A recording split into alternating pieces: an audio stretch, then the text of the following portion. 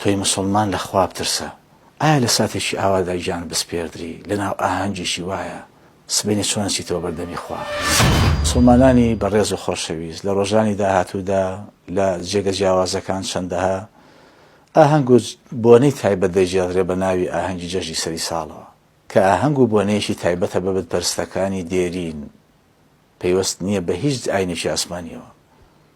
ئەلەم ڕۆژانە دەردەکەوێت کە تۆ وابەستەی ئاهەنگی خواپەرستانی یا وابەستەی ئاهەنگی بتپەرستەکانیت لە یادی شەبێت بەشداربوون لەو دابوونەریتانەدا خۆی بۆ خۆی گوناهە، تاوانە، خراپەکاریە، چکە ئەوان لەو جەژن و ئاهەنگەدا بتپەرستەکان ڕۆژی تایبەت بوو بە دەرچوون لە هەموو دابوونەریتێ، ڕۆژی خراپەکاری تەواو بوو لای ئەوان.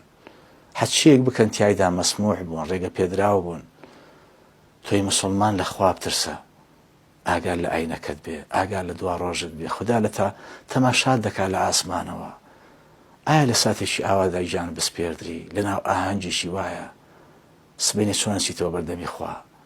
کاتێک کە پێغەمبەرەکەت عەلەیهی سەڵاتو وەسەلام فەرمێتی من تەشەبەهە بقەوم فەهوە منهم، هەر کەسێ لاسایی هەر گرۆه و میللەتێ بکاتەوە بەوان دەژمێردرێ.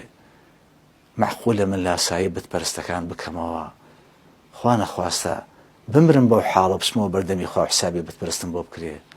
لەیسە منا من عەمیلە بسونەتی غەیرینا. پێغەمبەرمان صلی الله علیه وسلم فەرمێ لە ئێمە نییە ئەو کەسەی شوێنی دین و مەراسیمی غەیری دینی خۆمان بکەوێ. تۆی گەنج و بەڕێز خۆت پارێزە، بیسەلمێنە کە تۆ خواپەرستی، خواویستی، بۆ خوا سوڵحاوی، پشتیوانی خوا پێغەمبەری عەلەیهی سەڵاتو وەسەلام.